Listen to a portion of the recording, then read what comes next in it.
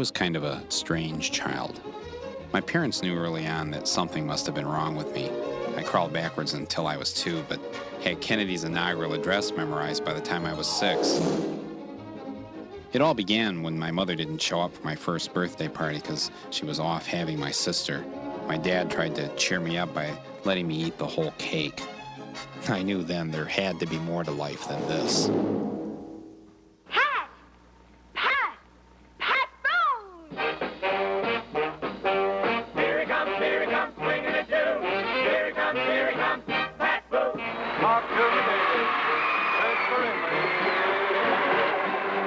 When I was a kid, I thought only 3 people worked for General Motors: Pat Boone, Dinah Shore, and my dad.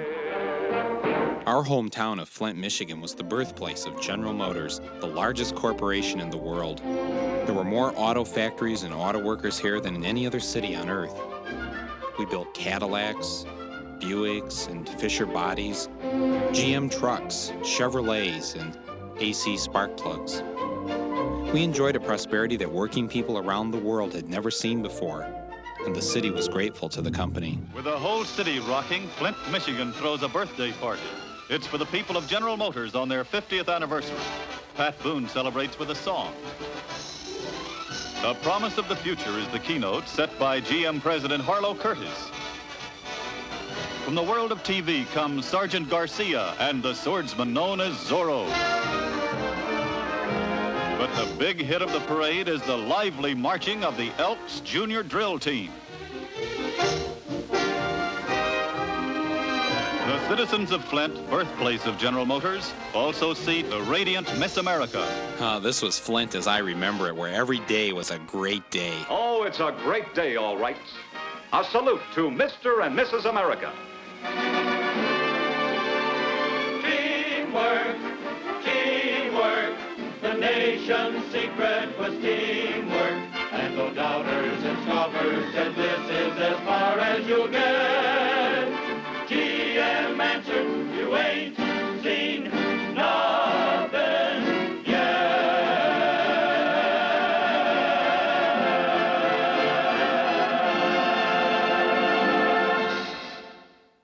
My dad worked on the assembly line at GM's AC spark plug in Flint for 33 years. In fact, as I grew older, I discovered that my entire family had worked for GM. Grandparents, parents, brothers, sisters, aunts, uncles, cousins, everyone but me. My Uncle Laverne was in something called the Great Flint Sit-Down Strike. Just hours before the year's end in 1936, he and thousands of other GM workers took over the Flint factories and barricaded themselves inside, refusing to budge for 44 days. The National Guard was called in, and the eyes of the world were on Flint. On February 11th, 1937, General Motors gave in, and the UAW was born. The GM employee has made great advances, and it is our wish that he continue to prosper. Most of our employees, even those who at times cause problems, are conscientious and hard-working men and women. Men and women to whose imagination, ingenuity, energy, and dedication our country owes its industrial leadership in the world. Well, that all sounded fine and good, but the assembly line wasn't for me.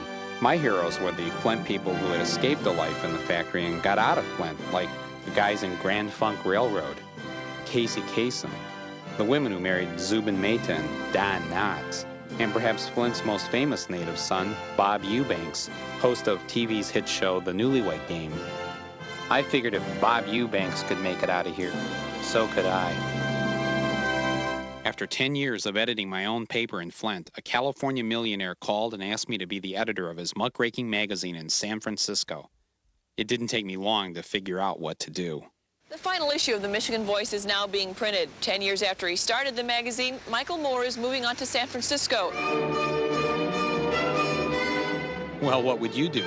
I mean, this was San Francisco. But San Francisco was on the other side of the world from Flint. Everyone there had a job, yet no one seemed to be working. The cafes were filled with people at 3 in the afternoon. I was told there's one restaurant for every 44 people in San Francisco, but most of them seem to be dessert places. Trying to get a simple cup of coffee became a nightmare for me. Espresso, double espresso, cappuccino, double cappuccino, latte, double latte. mocha, double mocha, cafe campano, macchiato, double macchiato, cafe bianco, or house blend. I was feeling a bit disoriented living in a town that didn't carry any non-dairy creamer. I went into work and announced that I was going to give a monthly column to a Flint auto worker. The owner instead told me to run an investigative report on herbal teas. I told him I had a better idea. Let's put that auto worker on the cover.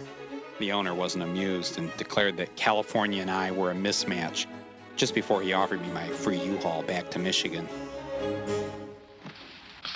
Hello, Dad. Hello, son. It's been a long time. Sure has. Where's Mom? In the kitchen.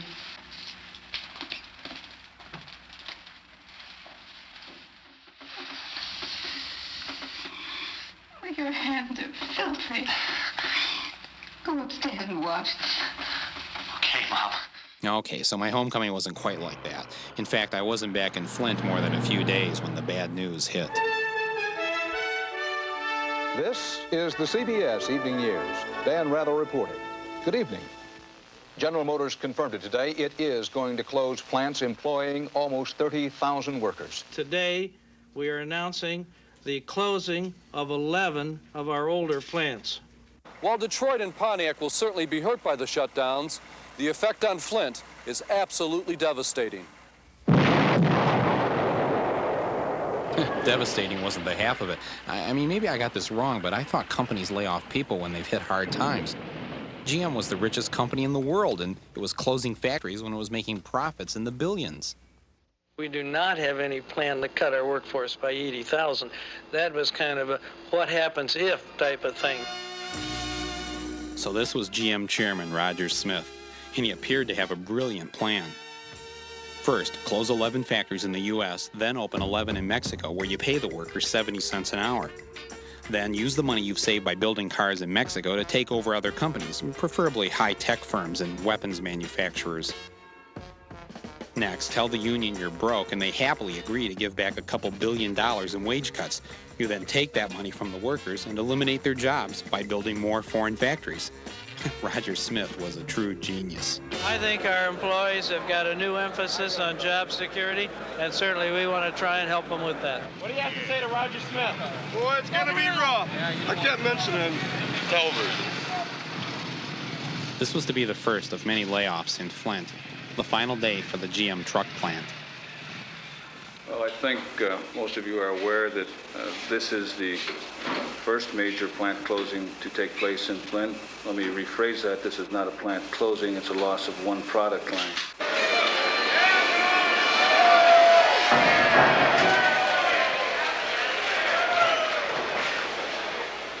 My friends and I decided to pose as a TV crew from Toledo to sneak inside the factory. I wasn't exactly sure what a TV crew from Toledo looked like, but apparently the ruse worked as we filmed the last truck going down the line. Well,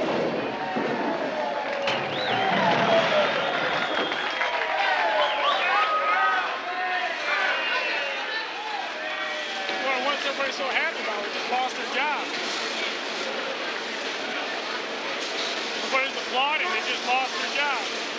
Trying to impress upon the employees that are being laid off that there is nothing out there for them to depend upon for the future. Best thing Michigan can do and General Motors can do is get rid of Roger Smith and them other son of a bitches. That seemed to be the general consensus as I talked to many GM workers about their chairman, Roger Smith. You tell Roger Smith if you could talk to him. Oh, Roger Smith, I'd tell him to retire. He can't look an auto worker in the eye, you know, because if he should be feeling guilty. Those people are hungry. He's not. I tell Roger Smith to get off his big bucks and start giving some of it back to its workers. I'm sick and tired of these damn fat cats. I could say a few choice words, but I'm a lady and I was raised a lady, so I won't say what I really feel, but I could use some very unsavory language as far as the fat cats. Fire Roger Smith! Fire Roger Smith! There were those who had a different opinion in Flint, like Tom Kay, a spokesman and lobbyist for General Motors. I'm sure that Roger Smith has a social conscience as strong as anybody else in the country. Because a guy is an automobile executive does not make him inhuman. I've talked to enough of them, I know what their concerns are. He has as much concern about these people as you do, or as I do. And nobody likes to see anybody laid off or put in a hardship situation. Have you ever talked to Roger Smith? Sure. Yourself? Yeah. Well, how do you find him to be? What I kind never, a very warm man. I have... A warm man? Did I have Roger Smith judged all wrong simply because he was eliminating 30,000 jobs from my hometown? I decided to find out. I wrote, I phoned, I faxed, I tried every means of communication available, but nothing seemed to get me any closer to Roger. I was left with no choice. I got in the car and drove about an hour south of Flint to Detroit, to the world headquarters of General Motors. My mission was a simple one, to convince Roger Smith to spend a day with me in Flint and meet some of the people who were losing their jobs.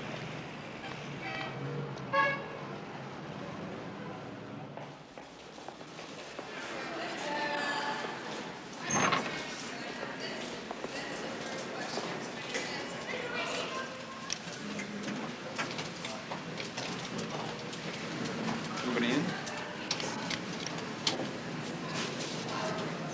I can help you, gentlemen, please. Yes, we're going up to the 14th floor. Do you have an appointment? No, we don't. No. I think you need an appointment. To go up there? Yes. Oh.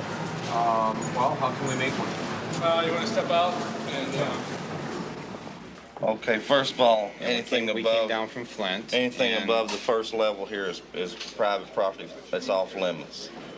This is all off limits. This is security right now. This is? All right. But listen, who just want to talk to you? Roger Smith. I want to talk to Roger Smith. I'll get a PR man. We'll see what we can do. What kind of movie are you making? It's a documentary on Flint. And labor Yeah, the whole problems or- situation, the plant shutdowns, the layoffs. We will try to have someone get back in contact with you as soon as someone's available. All right, I'd really appreciate You got it. some kind of credentials you can give me, or they can get in touch Sure, with what you? is your name? Herb Sloan. Give me a business Name's card. Michael Moore. And, let's see, I got a frequent flyer card. Visa.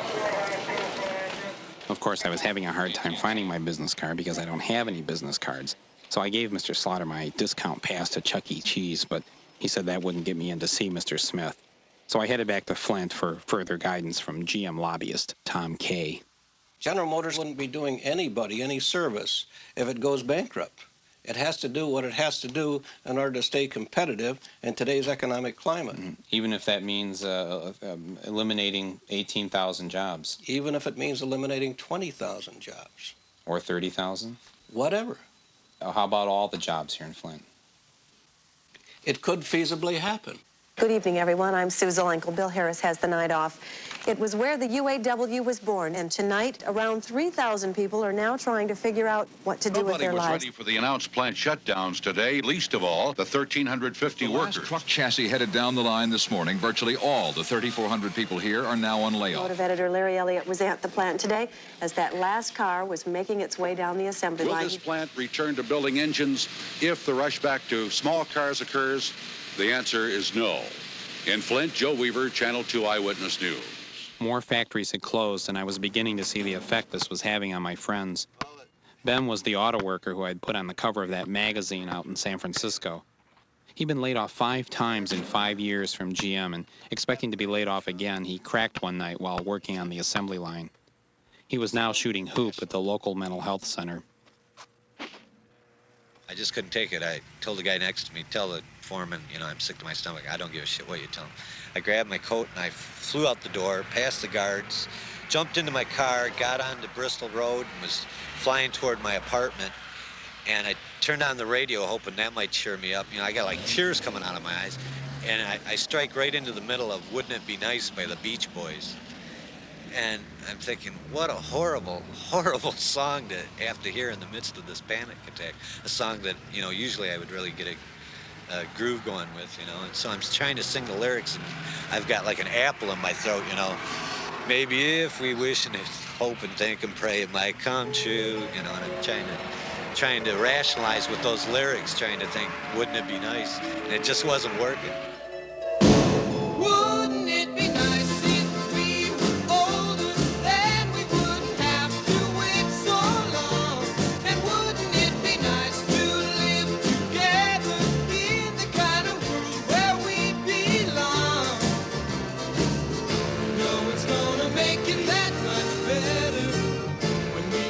Some disturbing news today from the Genesee County Health Department.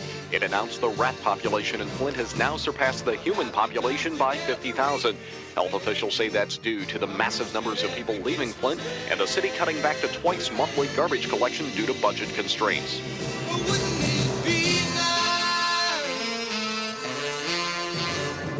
Maybe if we think and wish and hope and pray it might come true. Run, run, you, baby, then there wouldn't be a single thing we couldn't do. Or we could be married, or we could be married, and then we'd be happy, and then we'd be happy. But wouldn't it be nice?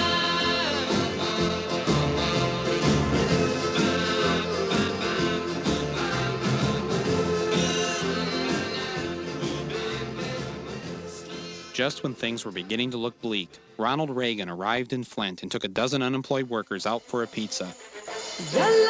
He told them he had come up with a great idea, and if they tried it, they'd all be working again. He suggested that maybe some of us could find better jobs elsewhere, like in Texas or in the southern states. And that's when I spoke up, because I have a son, a home. I'm trying to do it by myself, and I can't just pull up stakes and take off by myself. We don't hold any public office. We're really nobody special, but he wanted our opinions and our views. It's at a level that I could understand, and I liked his ideas about, well, the ideas that he voiced to us. Lucky, lucky, lucky me, I'm a lucky son of a gun. None of Reagan's luncheon guests got back into the factory in the ensuing years, and the only bright spot to come out of the whole affair was the individual who borrowed the restaurant's cash register on the way out the door.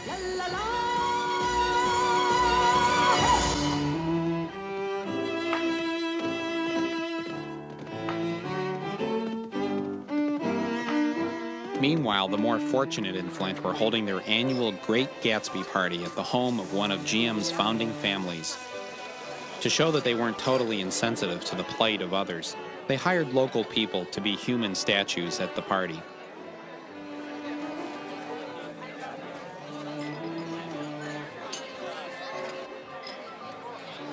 So what's it like here in Flint these days? Well, things are tough here for the people that are laid off. There's still people working, and I don't think it's as bad as people may believe. We started something, and we're going to finish it. We're going to be the leaders. What did we start? We started an industrial revolution, an art form that's never been created in the history of mankind. What was that industrial revolution? The cars, steel. You know, it took off from there. You know, we invented the wheel again, you know, and we're off again, and we're running. So what advice do you have for those who are having a rough go of it? Get up in the morning and go do something. Start yourself. Get your own motor going. There's things to do out there. I don't think it's real fair to just pick on the very negative things and publicize them and not pick up any of the really good aspects of it. What are some of the good aspects of Flint? The ballet. Your kids were involved in that. Ballet, hockey. It's a great place to live.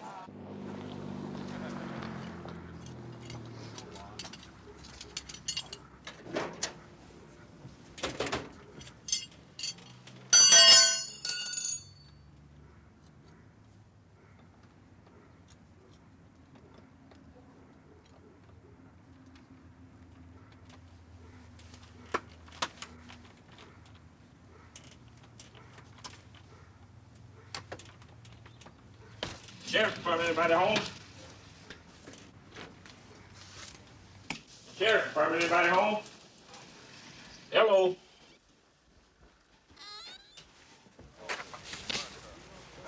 I had found one man in Flint with a secure job, Sheriff's Deputy Fred Ross. I treat a person the way I would like to be treated.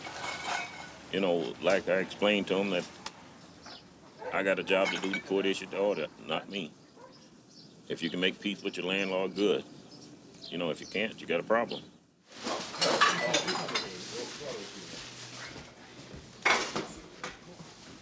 Out here, I put out some good peoples.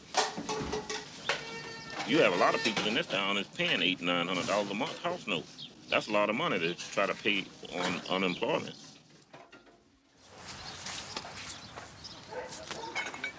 Some of these people just don't want to leave. Especially, you know, older people. Some of them have retired from the shop, and taxes catch a lot of them too. So yeah, if things go down, they close up some plants here. This town gonna be a rough place. I continued my search for Roger. I scoured the neighborhoods of Grosse Pointe Woods, Grosse Pointe Farms, Grosse Pointe Park, Grosse Pointe Shores, and Bloomfield Hills. I tried in vain to locate his house, but the name Smith was a common one among these people. I then read that Roger was going to be at the Grosse Pointe Yacht Club. I decided to drop in on the affair. Roger Smith. I haven't seen him. You haven't seen him here yet? Just You calling him? who? Roger Smith? Or you, yeah. You want me to call Roger Smith? No, I'm trying to get a hold of the manager to see if anybody knows anything about him. I'm sure he said the Grosse Pointe. I mean, it wasn't him. Can we? It was. Who? His office? Yeah, his office. Why don't we call his office and Yeah, I find could out? do that. I have a television crew down here with Michael Moore. He's supposed to meet Roger Smith at noon. I have no information. How often does Mr. Smith come here for lunch or dinner? The last time I saw him here was for Sportsman's Night. Yeah. What's that? It's a wild game dinner. Yeah. You go out and shoot your own animal, and Pardon me? you go out and shoot your own the animals you shoot. You bring here and eat, or Well, some of the stuff is donated. yeah. Yeah. The food's like a rattlesnake and let me think of some real exotic Ooh. foods. Alligator, Eat this stuff here? roast beef. Yeah, that sounds better. I'm sorry. I obviously had the wrong yacht club because Roger was nowhere to be found at this joint. I didn't have much more time to waste around here because back in Flint at the county fair, thousands of people were being entertained by the diving donkeys, anxiously awaiting the return of our boyhood hero as he made his triumphant return home to Flint. From Genesee County Fair, the newlywed capital of the world, here come the newlyweds. Big hand. Hey, this is your part. This is when you get involved. Here they come. Yes, it's the newlywed game, and these are out newlywed couples for you men. Now let's all meet the hosts and start the newlywed game. The Eubanks.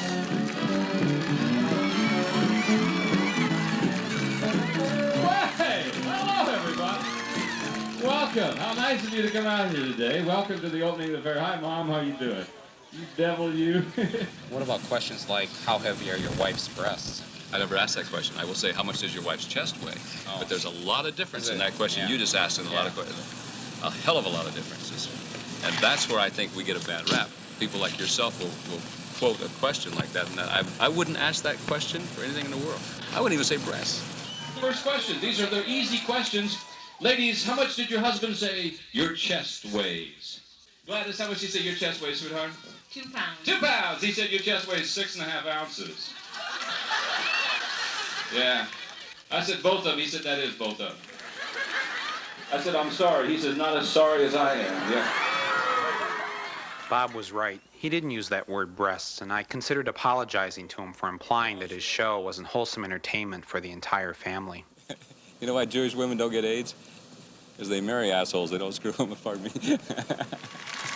Well, ladies and gentlemen, that's all the time we have for this afternoon. If I made you smile one time, it's been working for me. I had a good time. I hope you had a good time, too. Until next time, we'll be back here tonight about 7:30. I'm Bob Eubanks. So long, everybody. See you then. Bob Eubanks! Well, I was born here in Flint, but I don't know anything about it. I can only tell you this about this town, that it's pretty. The people are nice. I don't know much about the economy, but I can take you some places around the United States that are a hell of a lot worse off than Flint, Michigan. And so I don't think it's such a bad town after all. With 30,000 jobs now eliminated, the city decided to turn to that one event that had always made us so happy, the big parade. This time honoring the surviving Flint sit-down strikers.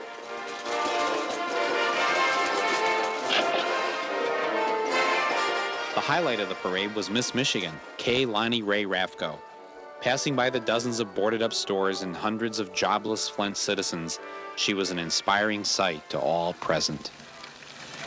How do you feel about the economy here in Flint? The factories all shutting down. This isn't my interview yet. This is my time for enjoyment.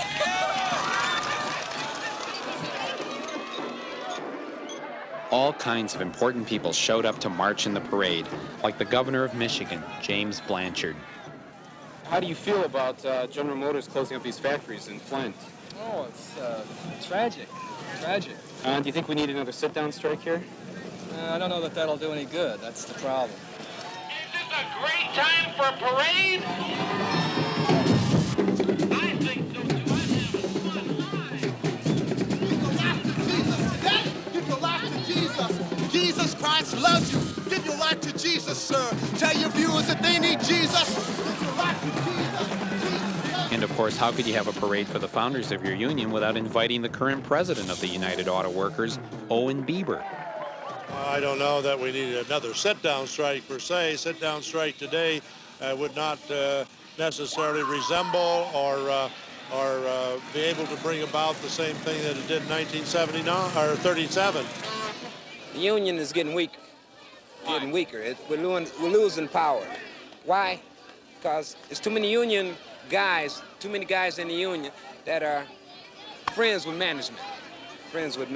Some of the plants that are announced to be closed obviously are going to be closed. We have to accept reality that they're just not going to remain open. I think, that with the spirit here, that Flint will continue not only to survive, but will continue to grow.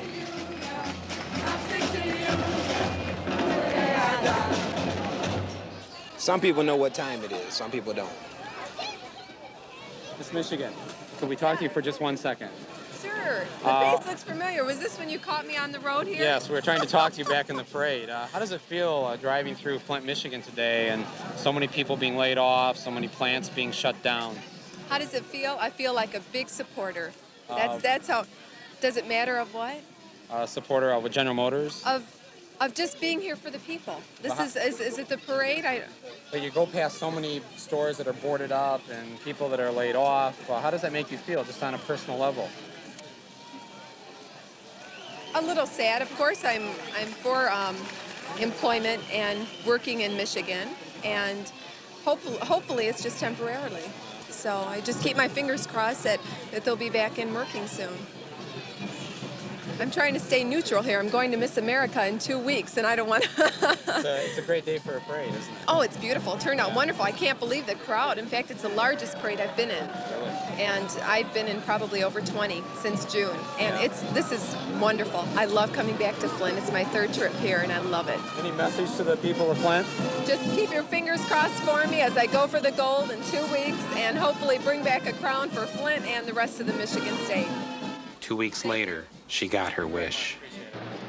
Our new Miss America, Kay Lonnie Ray Raffco, Miss Michigan.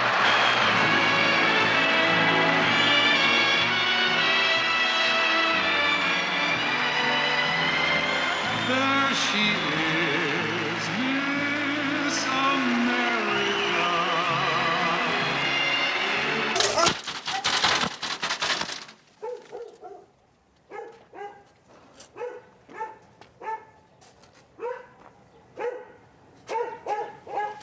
This is probably number 15. I've been here and evicted someone. From this house?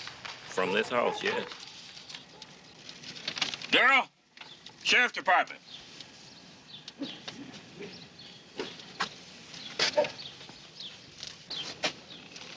Sheriff's Department. You better get your clothes on. We're here to put you out. We're here to put you out. So you better get your clothes on.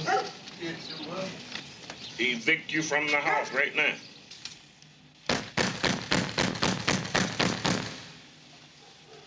People stay up all night and sleep all day. Deputy Fred seemed especially busy these days.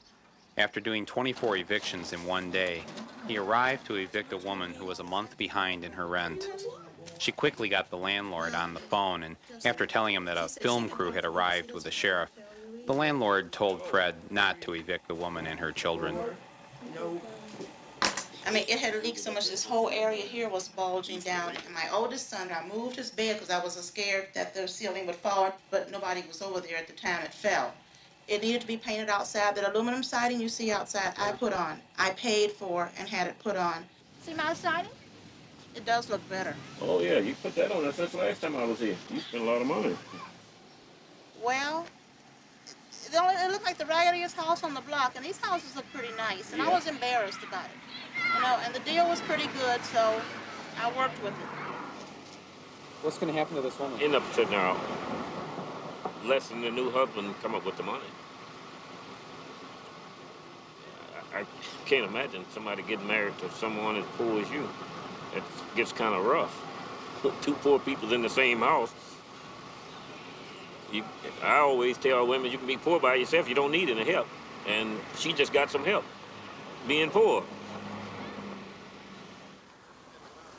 3 days later, Fred put the woman and her kids out.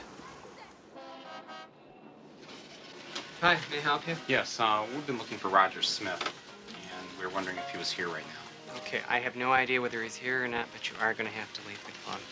Why is that? It's a private club. Do you know if he's been here today? Or... To my knowledge, he has not been. Does he come here often? I really don't know. Is he a member here? He is a member. He is a member, but you don't know if he's been here recently? I'm afraid we don't keep track of our membership, but you will have to leave the club, sir. It is a private building. Well, you'd know when Roger Smith comes Sir, in. we're going to have to ask you to leave the club. But I just want to find out when you think I'm you might... sorry, you're going to have to leave the club. Call General Motors and check with them. Well, we have called General Motors. Fine. We can't get in there. Then if you can't get in there, you can't get in here either. Would you mind leaving? We could just wait here. No, you can't, sir. They say you got to leave the building, sir, so you got to step outside. Well, we'll come back. I'll be right here. Yeah. Just call me outside and I'll tell you. Okay. Sir, you may wait outside. If he comes in, you can interview him outside. You may not interview him in the club. The last time he was here. That doesn't mean anything. When the I'm chairman sorry. of GM would be in here? No, that does not impress me. I'm sorry. It doesn't impress you? The chairman of General Motors is here? Chairman of General Motors is just another member of our organization. He's an important individual, but he's no more important than any of the members of our club. I wasn't having much success bringing Roger to Flint. The mayor, though, was having better luck with an even higher authority. He paid TV evangelist Robert Schuler $20,000 to come to Flint and rid the city of its unemployment plague. Tough times don't last, but tough people do. Thousands filled the city's hockey arena to hear his message of hope. Pull your way out of poverty, but you're not going to pull your way from poverty to prosperity until you realize you have to be humble enough to say, I need help.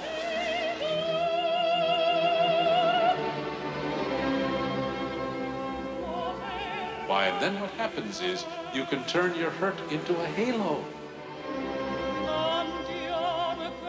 The sorrow becomes a servant.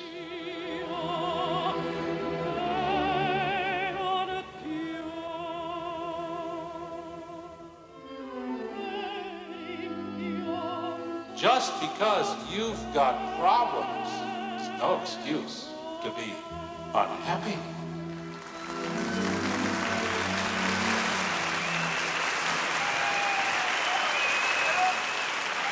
Maybe Reverend Schuler was right.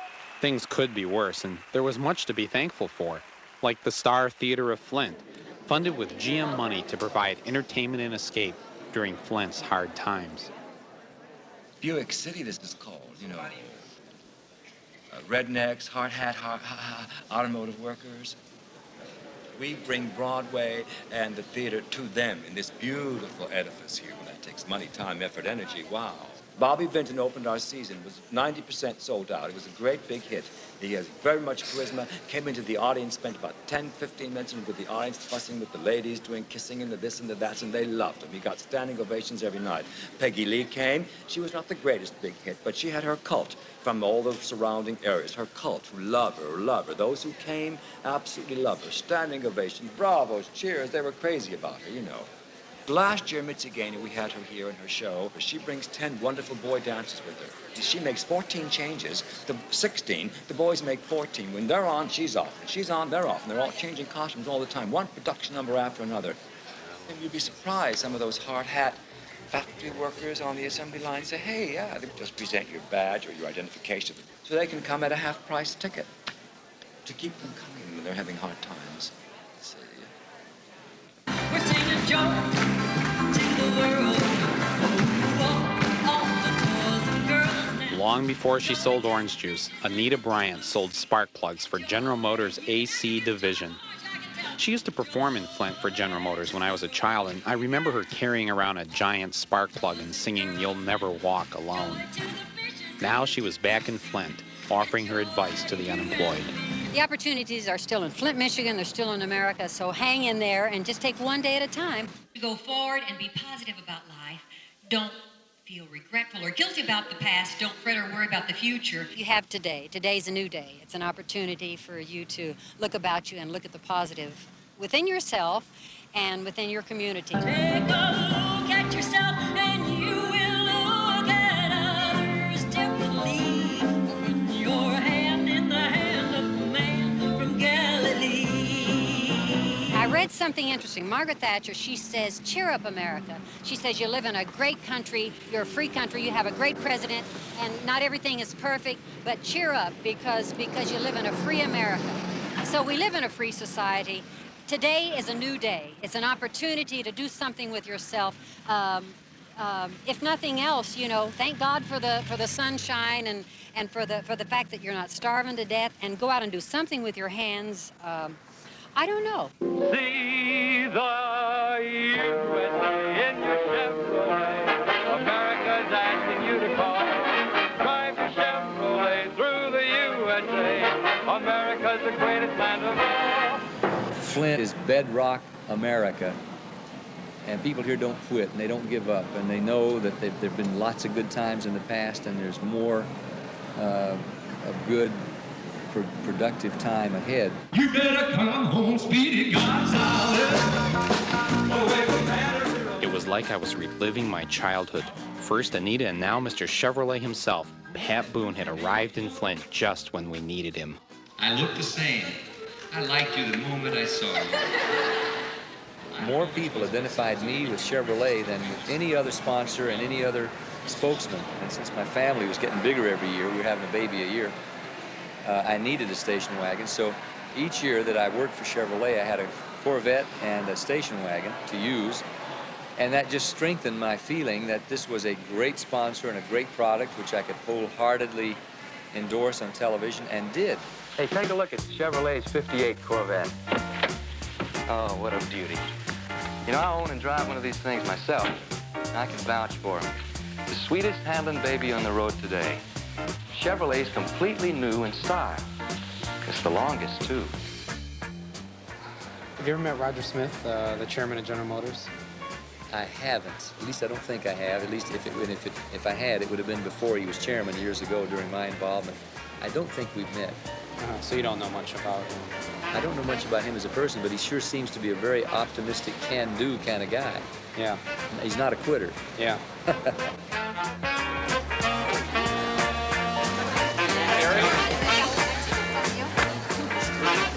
would rather have you. See you later. Who's to blame for what's happened here in Flint? Well, I don't think it's anybody's fault. In a free society, in a capitalistic, democratic society, things just do change. There are shifts and trends. I'm sure General Motors doesn't have any desire to either close down a plant or put people out of work.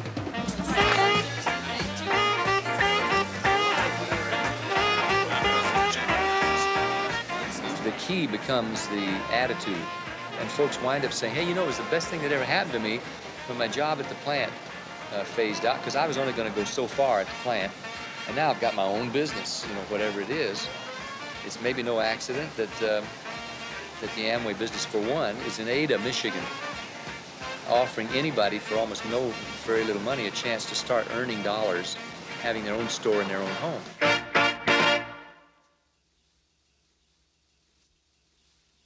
If you have a dream and you go after your dream, you can do it. If you do it full time, you can really make good money. You can make a lot of money off of these because these Janet was one of hundreds of Flint citizens who had taken Pat's advice. Although her husband was still working at GM, she had seen many of her friends laid off and didn't want to take any chances. She had been the founder and host of Flint's feminist radio show, but now she was a distributor for Amway. Color is my main love. I got color analyzed myself a couple years prior to learning color consulting, but as soon as I found out what season I was, it really changed my outlook. I went around draping everyone with my eyes, and I really wanted to get into this business. It was very exciting to me. About 80% of the world's population is winter or summer. Blacks, Jews, Italians, most often are winters. I start out with the orange and the pink drape. And the reason why is because what I'd like to do is put you into a family, the warm family or the cool family. People who are warm have a yellow undertone to their skin.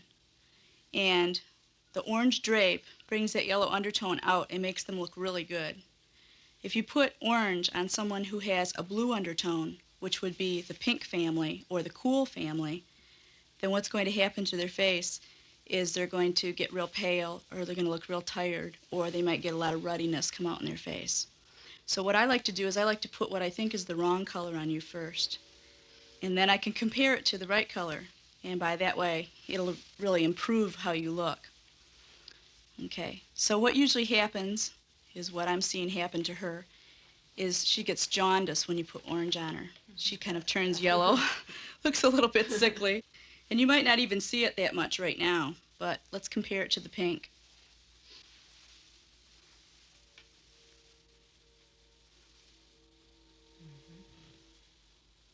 I get a small commission on every account. Join up and find out. It's good.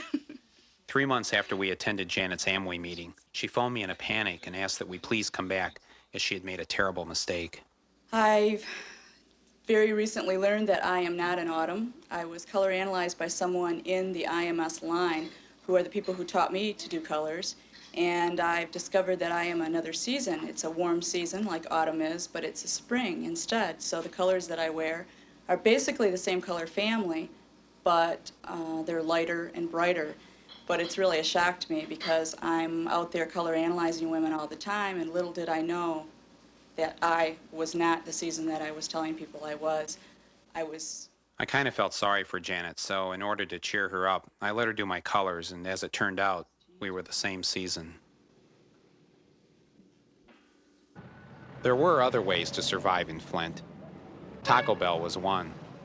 The local Taco Bell was retraining laid-off auto workers to assemble tacos and chicken fajitas.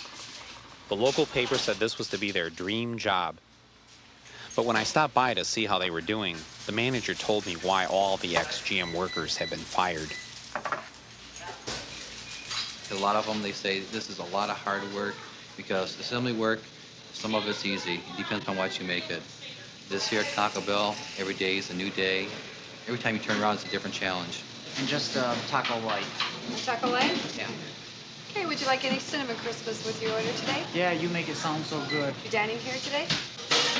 Fast food is one of the most stressful environments because there's the demands on you. Fast food does demand a fast pace because we want to try to present a food item within so many seconds if we can do it. The transaction from assembly work and fast pace at Taco Bell, some of them just couldn't develop that speed. There has been a number of small manufacturing companies that have done very well. One I like to look at is Helmac Corporation. You familiar with them? Well, they invented a lint roller. Now they ship lint rollers all over the world and have a very profitable, nice business operating. Maybe there's a There's all kinds of opportunities, but it takes But wait a minute, innovation. Tom.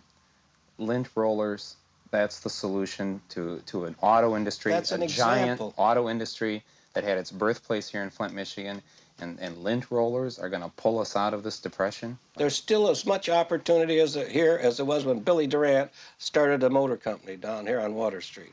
Maybe more opportunity. You believe that? Yes, I do. Absolutely.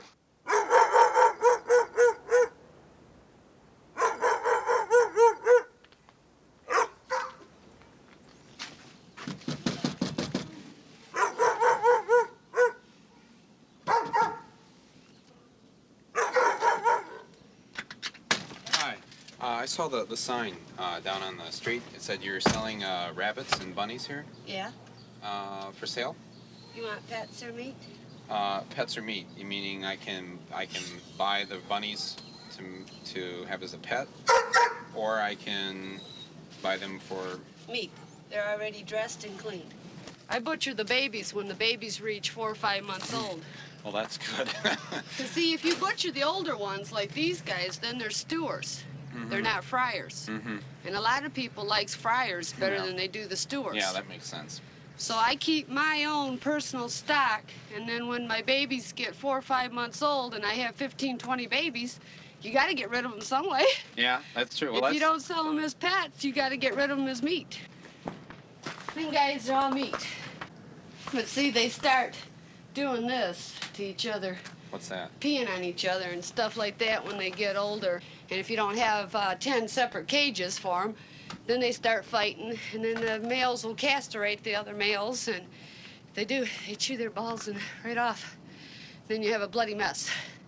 So that's why you gotta butcher them when they get a certain age, or you have a heck of a mess. I'm on Social Security, and the only other income I have is my rabbits for groceries and bills and my dogs. I also raise Doberman pinschers.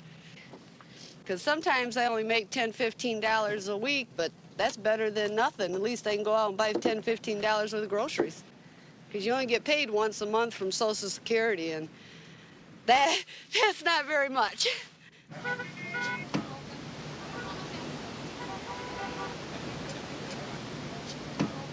And it's really pretty popular. A lot of people come down here. Usually some people comes down. They're only open on Mondays and Tuesdays and Wednesdays and Thursdays and Fridays. Saturday and Sunday they're closed.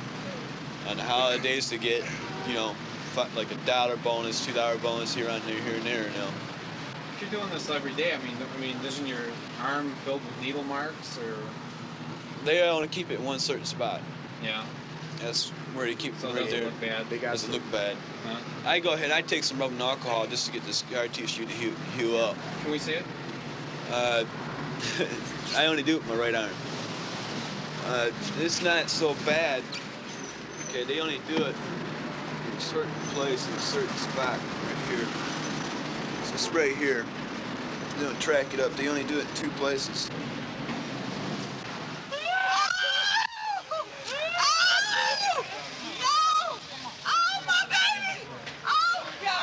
Flint is perhaps best known for its principal industry, but it's quickly gaining notoriety as a major crime center. It's a record year for homicides in the vehicle city. According to the FBI, Flint now has the highest violent crime rate in America. Flint's crime rate is one of the highest on the continent. A big part of the problem is that there just aren't enough jail cells for all the criminals.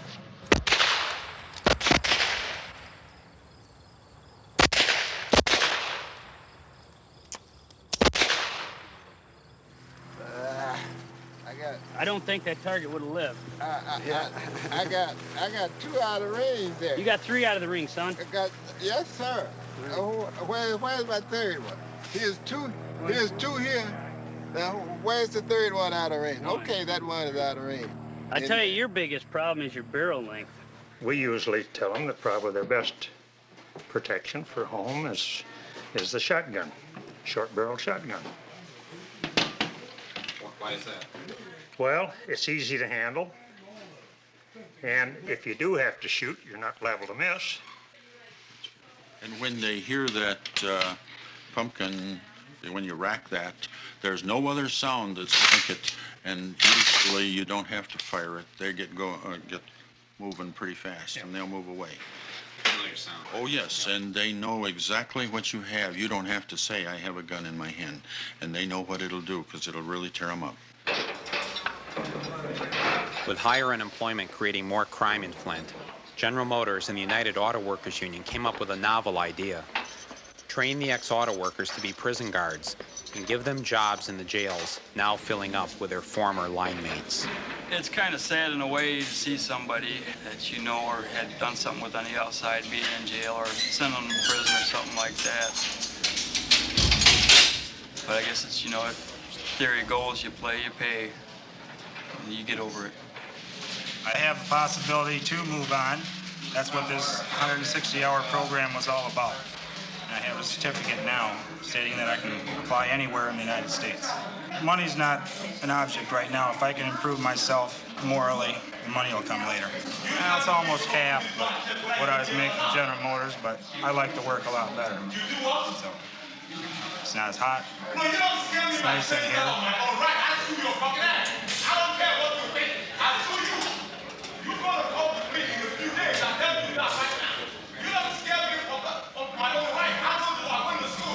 What's going on?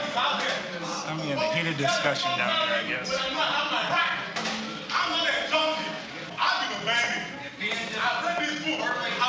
staff member is a violation of that rule. I know you. I will respect you as a gentleman. When you treat me with respect, I will respect you. I know my rights.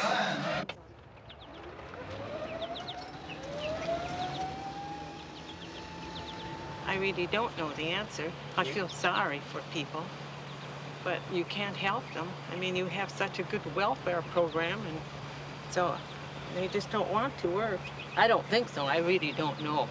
I absolutely don't know. Good chat. That's nice. All four of us have always lived in Flint and gone to school here, and we just love it, so. What do you love about it?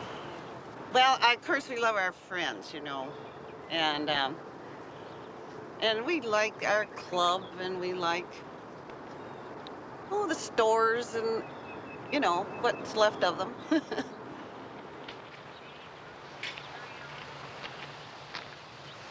I think everybody should try to find another job or do something else in training or something like that. You think a lot of people are just being lazy? I think some of them, a lot of them, they take the easy way out, I think.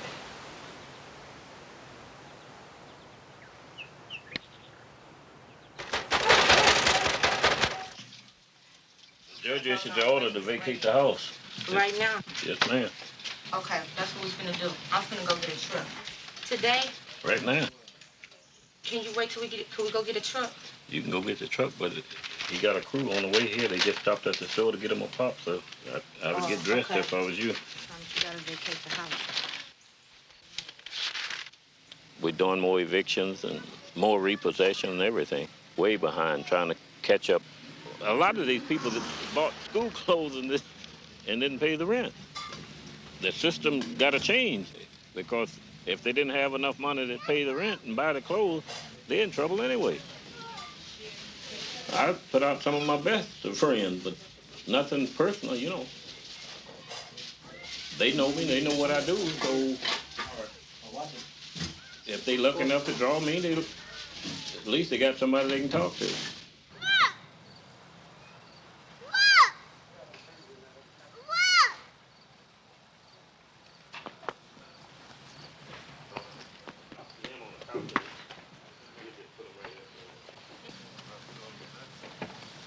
These people couldn't find a truck. They called 2 or 3 different places. They called U-Haul, and they said all their truck was out for today. They called Ryder Truck, and they said all of theirs was out for today. And a gentleman came by, we hauled him down, and he didn't want to get involved. And so now I assume they on the phone trying to get a trailer from Mott's Trailer Rental up on Carpenter Road. Why are all the trucks being rented here?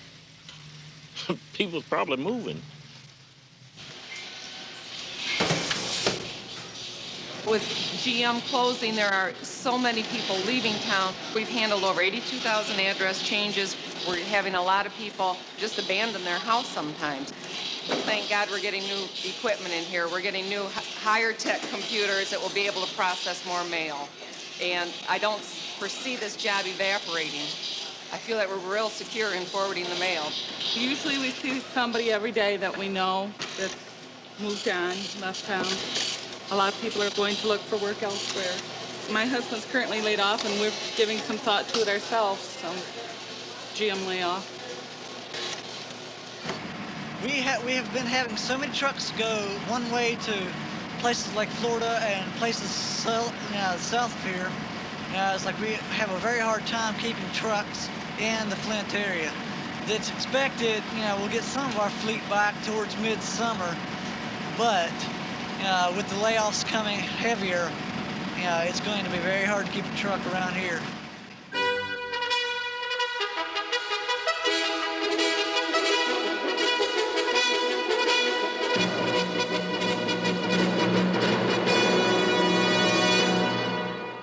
I continued to dog Roger all over the country, from Detroit to Chicago to Washington, D.C. to New York City. I followed a trail of 3 martini lunches in pursuit of the chairman. I finally found Roger at the Waldorf Astoria Hotel in New York City, where he was getting an award for the Car of the Year. We weren't in the hotel 5 minutes when GM security recognized one of our crew members as a relative of their arch nemesis, Ralph Nader. They called in the New York City police, who carried him out, chair and all, down to precinct headquarters. As soon as I could, I headed down to Detroit to Roger's office, where I was determined this time to get onto the 14th floor.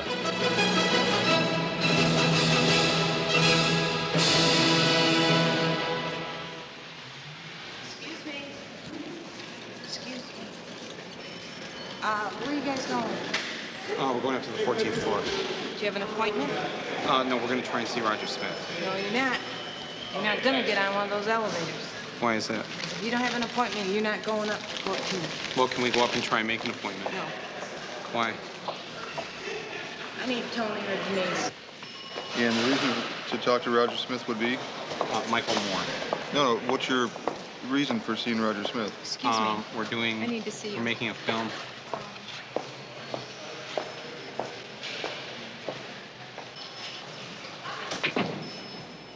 I quickly sized up the situation.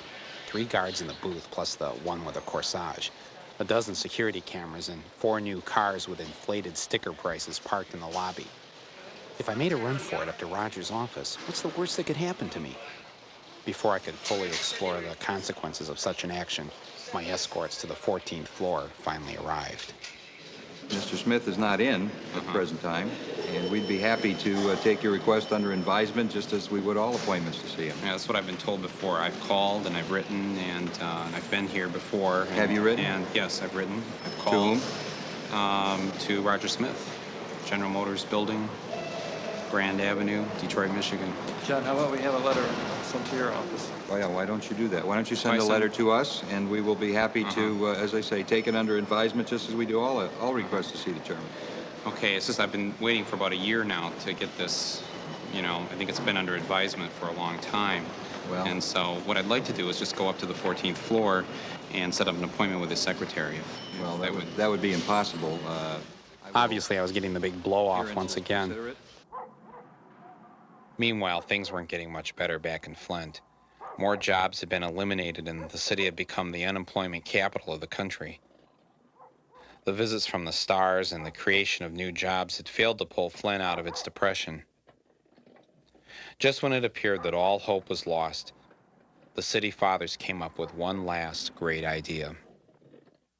You don't usually think of tourist attraction when you think of Flint, but people here in Flint would like to change that, and they're willing to go to some pretty extreme lengths. Flint officials would like to see the local tourist economy explode.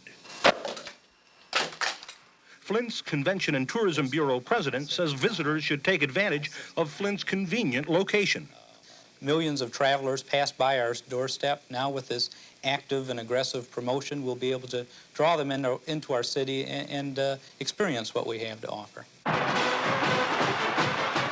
As part of the plan to attract tourism and conventions, the city spent $13 million in tax funds to build a Hyatt Regency hotel.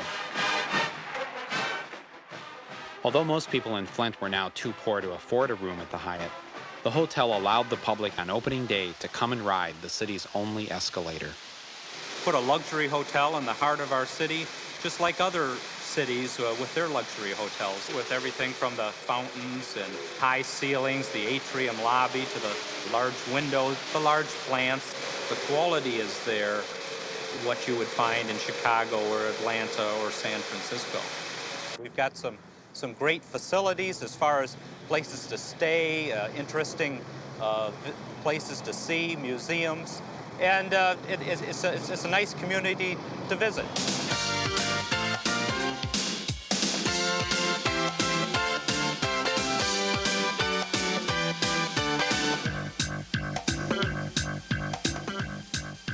Meet Mr. and Mrs. Roberts.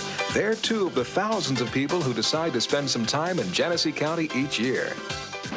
There's the sign. We're almost there. Oh, I can hardly wait to see some of the places in the brochures. Let's pull off and fill up first. Okay. You from out of town? Yeah, we're on vacation. Welcome to Flint. You staying here? Yeah, we are. Lots to do, huh? Oh, sure. There's lots of attractions here you'll like. Have you seen Crossroads Village? See how a little hospitality, right from the start, can really make a difference? Suggesting things to see and do builds our own image, and it creates positive word-of-mouth endorsements, the most inexpensive, yet most valuable type of advertising there is. Once again, you see our slogan, Flint, our new spark will surprise you, capturing a lot of enthusiasm, letting people know that there are some new and surprising things in the Flint area. This is our visitor's logbook. I see West Germany here, Australia. Jackie, what are some of the things that visitors ask us here? First off, where is the bathroom? That's the question I get asked most. Then, what is there to do in Flint, basically? The city had a hard time attracting major conventions to the Hyatt, so it had to settle for groups like the Michigan Ready Mix Concrete Association and the statewide organization of Scrabble players. On this last game, I made a 7-letter word, partier, P-A-R-T-I-E-R. So we looked in the Scrabble Bible, which is this dictionary, and it isn't allowed there. They allow partied, P-A-R-T-I-E-D, and parties, P-A-R-T-I-E-S, but no partier, so don't claim you are one ever. Flint's leaders needed more tourists. They hired the company that built New York's South Street Seaport to come to Flint and create Water Street Pavilion. We took a 4-square-block area, tore it down, and built this new facility, which is a lot of glass and steel, as well as plants and different colors to make it festive and fun and exciting. Also a major parking ramp and some other facilities connected with the building. It's more than just another building in downtown Flint. I like the color and the excitement of it, and it's very good for tourism in our area. Major stops for the bus tours that come to our area. They can pull up, park the bus, and unload 40 senior citizens or so. Water Street brings a fun atmosphere that comes with a festival marketplace, much like other festival marketplaces around the country. But the crowning jewel in Flint's plan to attract tourists was Auto World, hailed by city officials as the world's largest indoor theme park. Today is the first day of the rebirth of the great city of Flint. The governor had reason to be excited. Donnie and Marie had come to celebrate the opening of Auto World, constructed at a cost of over $100 million and dedicated to the belief that the automobile made America great. I paid my $8.95 and saw something I hadn't seen in a long time.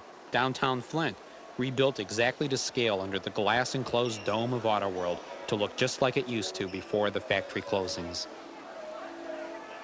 They predicted that 1 million tourists would come to ride the world's only indoor Ferris wheel, to gaze at the world's largest car engine, and to meet the official sponsors of the American dream. My favorite was the exhibit sponsored by General Motors, a puppet auto worker singing a love song to the robot replacing him on the assembly line. The song was called Me and My Buddy. Me and my buddy. We make the dreams come true. Auto World will make a major contribution to our important tourism and travel industry. It's not only a contribution to that, but as the mayor said, to jobs for our people, our children, our neighbors. Well, the million tourists never came to Flint. The Hyatt went bankrupt and was put up for sale. Water Street Pavilion saw most of its stores go out of business. And only 6 months after opening, Auto World closed due to a lack of visitors.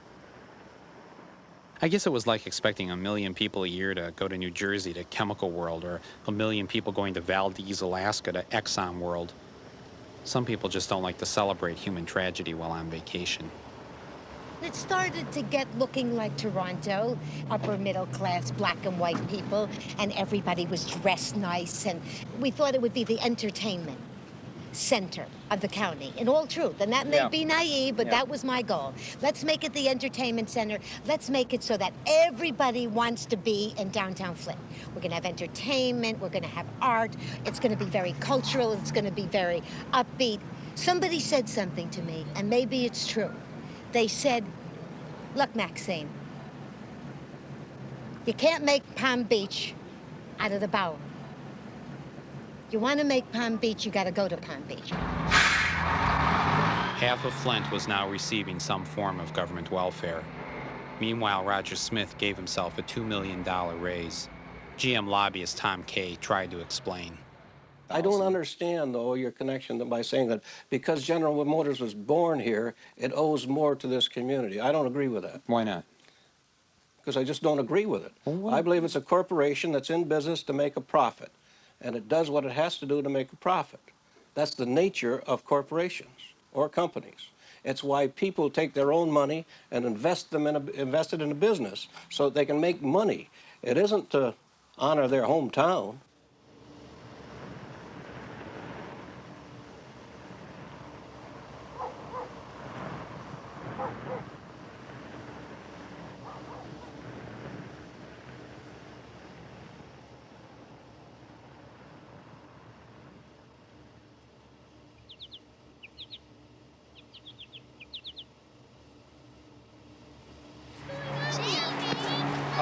They're evicting somebody from his home. Oh, I was just wondering. It turned out that the guy Deputy Fred was evicting had gone to my high school. His name was James Bond, and as if that hadn't caused him enough grief, he was now being thrown out of his home. Where can I go? Where can I go to stay? What do we have, 5 kids? You want to tell me that? We had 5 kids at the place where I was this morning. And you went over there and you evicted them? Set them right out on the ground. Why is that? Because they didn't pay the rent. You think I like this? I got other things I could be doing. You've been doing it a long time. Well, the job, I had. That's what I say. Well, it's a job. It's a job. Somebody got to do it. I feel sorry for the people that have kids right now. What are they going to grow up to? What are they looking forward to? If I was a young man, right I'd there, be that's it. It's nothing. They got a bleak future. I know. I worked there. I worked over there for 17 years. I quit, but I worked there. Why did you quit? Got tired of the system. It was like in prison to me, so I quit. It was like a prison? Yep. That factory played tricks on your mind. Where are you going to stay? I could probably stay with my brothers tonight. The thing is, I don't want to stay with somebody. Somebody else? I want a chance to have something of my own, which doesn't look like it's going to happen, ever. Not in this town. It's a rough time. A really rough time. I got thrown out of my house once. Well, the health inspector came out and told me that I was doing my rabbits in an unsanitary condition for dressing them. So now I have to build me a building where there's washable walls, washable floors, and an unbreakable light. I have to have a scale that weighs properly, and I have to have 3 sinks where I dress the rabbits. What's going to happen to him? He's gonna be eaten. Gonna be our supper on the supper table. What's the matter, huh? Don't know. What are you guys crying about? How do you slaughter them? Hung them upside down and stripped their fur off. And gutted them. Quit biting. And chopped their heads off. Quit it. What happened to your brother who was working at the factory? He got laid off.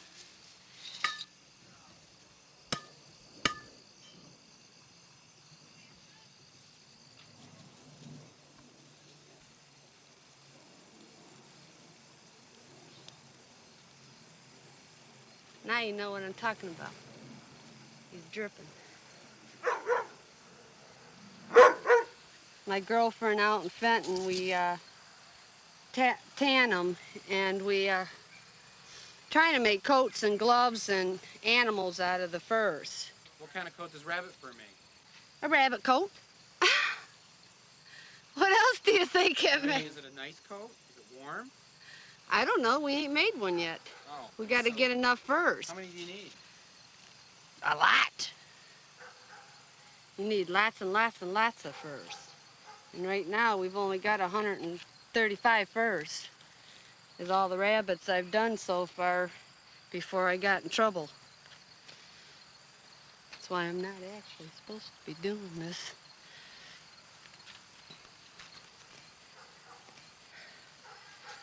I was brought up to learn to survive if you were out in the wilderness. Now I'm getting ready to gut him. Do you think it's hard to survive in Flint these days? Yes. Why? Well, the shops are all going down and people just ain't got the money like they used to anymore and can't be buying things, and that's why I said my rabbit meat usually went. The people of Flint had been through the ringer, but then came the lowest blow. Money magazine declared Flint the worst place to live in the entire country. The Chamber of Commerce and local beer distributors decided to take a stand. They would burn Money magazine. Well, I came down to burn Money magazine because Flint's my adopted city, and I've lived in plenty of cities, and this is one of the best. There's plenty of things to do, and the economy is not that bad off. We're all hard workers and we're survivors, and I support Flint. This is to tell people that Flint is our hometown, and there's no way on God's green earth we're the worst place in the whole country to live. A lot of people say there's nothing to do in Flint. Ha! Ha, I say. Ha! I mean, how many cities have their own PGA Tour event? Not that many. We have one right here. How many cities have an air show the size we have? How many people have parks and rivers and trees and huge colleges like this over here? Not that many. We've got a lot going for us, and don't ever forget it. One good way to start out would be with a song that was written about another industrial city that has seen hard times. The Boss, Bruce Springsteen, singing a song about his hometown. That smells like Gary, Indiana. Don't ever let anybody tell you you live in the worst place in the country. They're wrong! Good evening, I'm Ted Koppel, and this is Nightline. Flint was now in the national spotlight, but the biggest event was to come when Ted Koppel announced he would interview city officials live in front of City Hall on Nightline. The trouble started.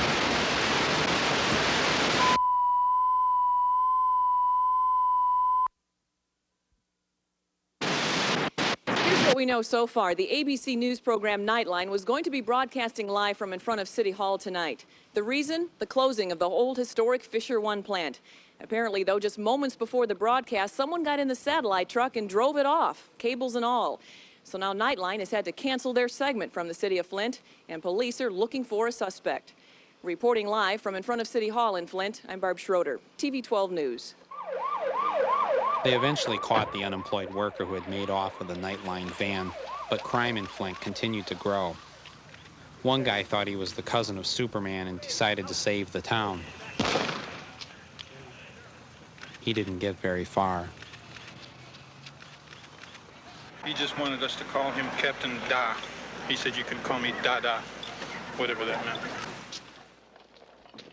The old jail could no longer hold the increasing number of inmates the judges were locking up, so the county built a brand new state-of-the-art jail that was 5 stories high and filled the city block.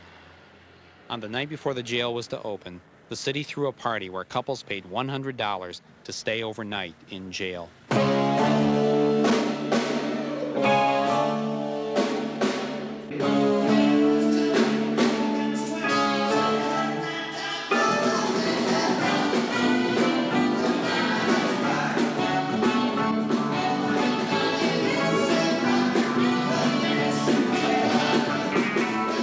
Well, actually, when you first come in from the limo ride, the pub crawling before you get here, they book you, they give you a free breathalyzer test and a mug shot, complete with your fingerprinting.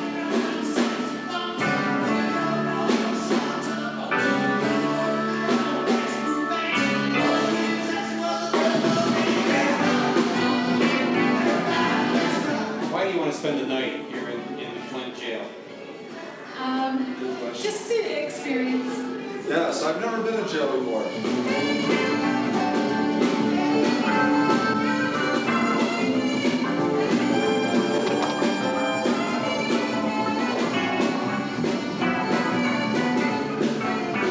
Yes! Eureka! Let's play. And we're having a fantastic time here.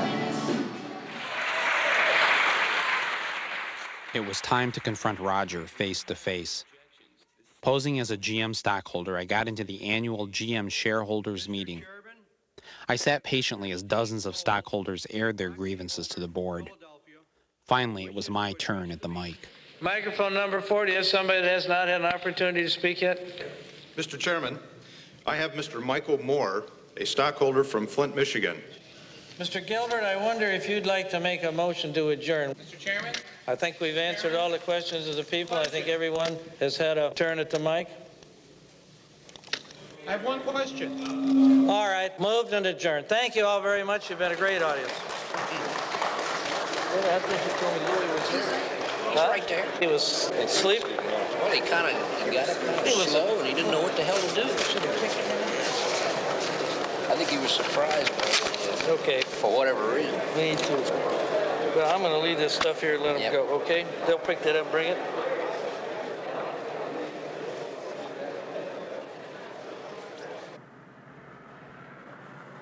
It was 2 weeks before Christmas, and General Motors was closing the factory where the Great Flint sit-down strike had taken place. The UAW had promised that a massive demonstration would be held on the last day of the factory. Only 4 workers showed up to protest the plant closing. This is my second one I've closed. I think it must be my destiny to close all the General Motors plants.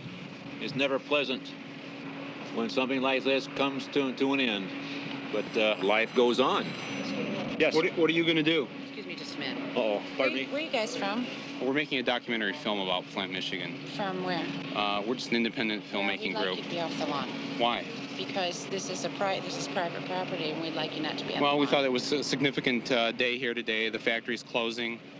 Well, it is a very significant day, and it's a very sad time, and it's a very private, personal time. What do you think about General Motors?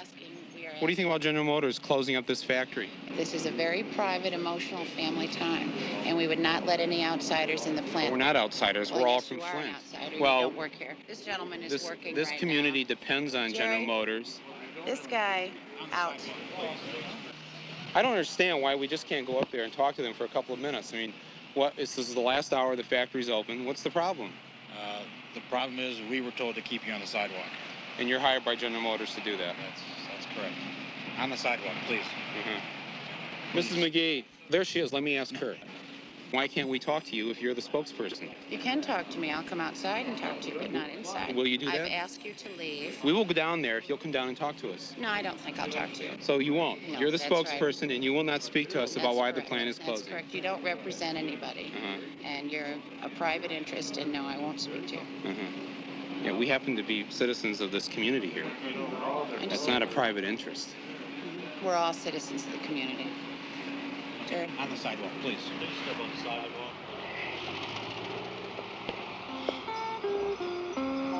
1,800 hourly workers at this operation were sent home with flowers today, and even union leaders offer them bleak advice.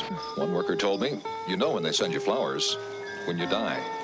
So, not a very Merry Christmas. And in fact, as one man walked out of the plant here a few minutes ago, he told me, I want to wish Roger Smith Merry Christmas.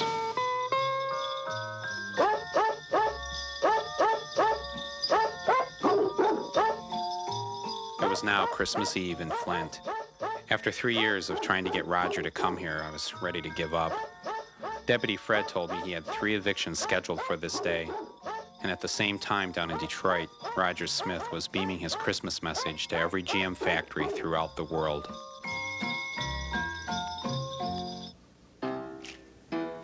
Good afternoon, ladies and gentlemen, and I'd like to welcome you to our traditional General Motors Christmas program. You better watch out. You better not cry. You better not pout. I'm telling you why. Santa Claus is coming to town. We're trying to clear up all the evictions today so it won't get into the latter part of the Christmas, which tomorrow, you know, we don't want to do any tomorrow. Because it's Christmas. Right. Watch out! And now, ladies and gentlemen, it's my pleasure to introduce the chairman of General Motors with his annual Christmas message, Mr. Roger B. Smith.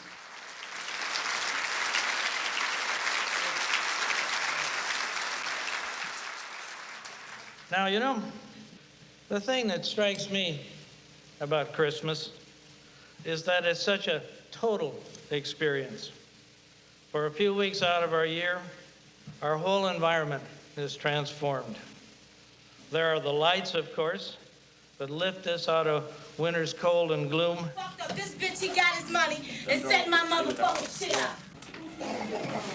And they remind us of the warmth of human companionship and of the spring that's never far behind. Try to lay it down so the wind will blow it over if you don't. We listen for the jingle bells in the country. We smell the pine needles on the trees and the turkey on the table. And we even dream of a white Christmas in the hope that nature will accommodate our longing for a total experience. I got 3 motherfucking kids. That motherfucker got his money. I paid this man his rent. Get my shit. The individual dignity and worth of each human being, the more fully human each of us will become. He got his money. I showed you the paper. All I owe that man is $150. Now let me close with an observation, but I consider by a real leading authority on Christmas, Charles Dickens. Here's what he said. I have always thought of Christmas as a good time. Get your goddamn coats on! A kind, forgiving, charitable, pleasant time. Set my shit out, not a paid the bitch. All the bitches, $150, and I was going to give it to a stinking ass. The only time I know of in the long calendar of the year when men and women seemed by one consent to open their hearts freely. And therefore, though it has never put a scrap of gold or silver in my pocket, I believe that it has done me good and will do me good. And I say, God bless it. Well, Mr. Dickens, I couldn't agree more. So I say, God bless Christmas, and God bless all of you. Thank you. Thank you for coming. Thank you, Mr. Smith.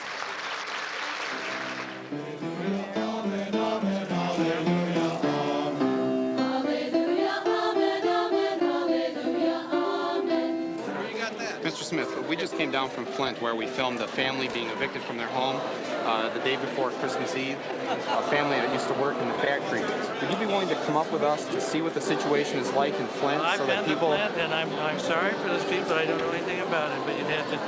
Families being evicted from their homes on Christmas Eve. Listen, I'm sure General Motors didn't evict them, so you'd have to go talk to the landlord. They used to work for General Motors, and now they don't work there anymore. Well, I'm sorry about that. Could you come up to Flint with us? I cannot come to Flint, I'm sorry. Oh, Judah, rejoice, rejoice, rejoice, rejoice. So what's Christmas going to be like for you this year? Well, I get a couple of days off. That's the good part, you know, I get a chance to rest, but come Tuesday morning, I'll be right back at it.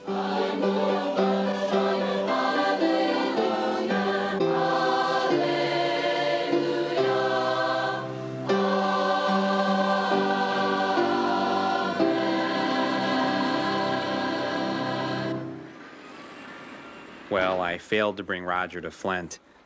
As we neared the end of the 20th century, the rich were richer, the poor poorer, and people everywhere now had a lot less lint, thanks to the lint rollers made in my hometown. It was truly the dawn of a new era.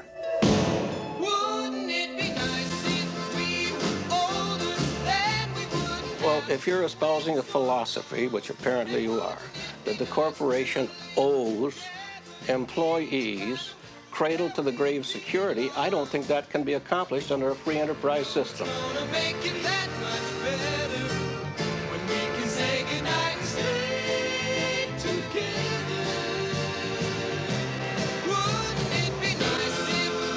Many of us are proud to be here, and it will continue to be a good place to live and raise a family and have a good place to work.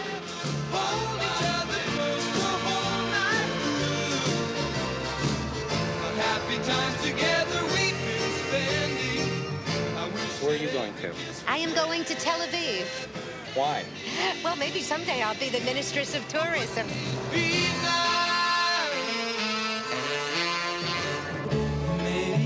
if we think and wish and hope and pray it might come true. Run, baby, So anyway, I was mowing the lawn yesterday with my shirt off, made my back stiff. My wife asked me to mow the lawn with my pants off next time.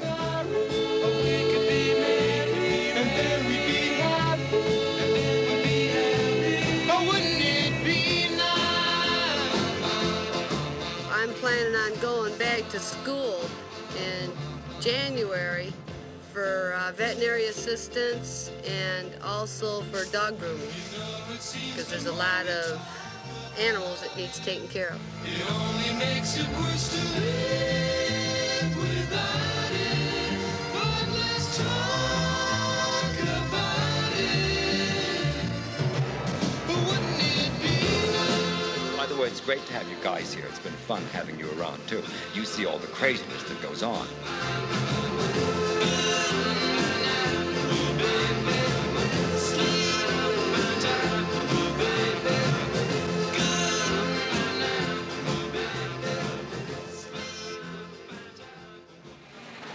Happy birthday to you, happy birthday to you, happy 150th, dear Michigan. Happy birthday to you, and 150 more.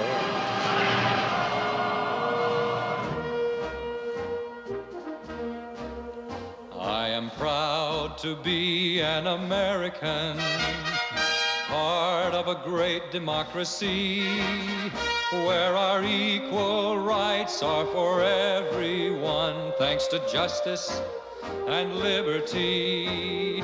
With our 50 wonderful United States, we're more powerful than ever today.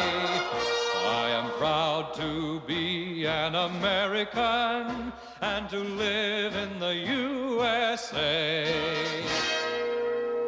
I am proud to be an American, part of a great democracy.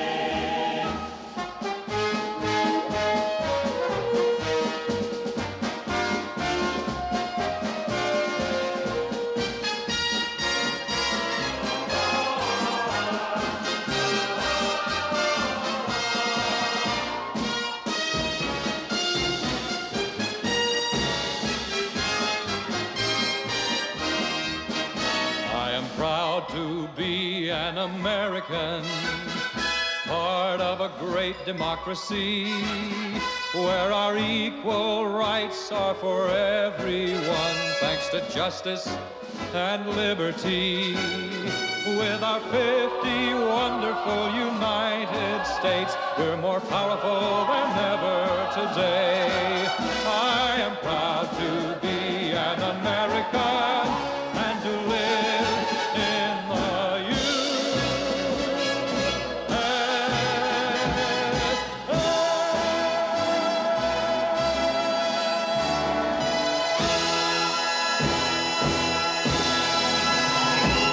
And if you decide to go for it, you'll make it.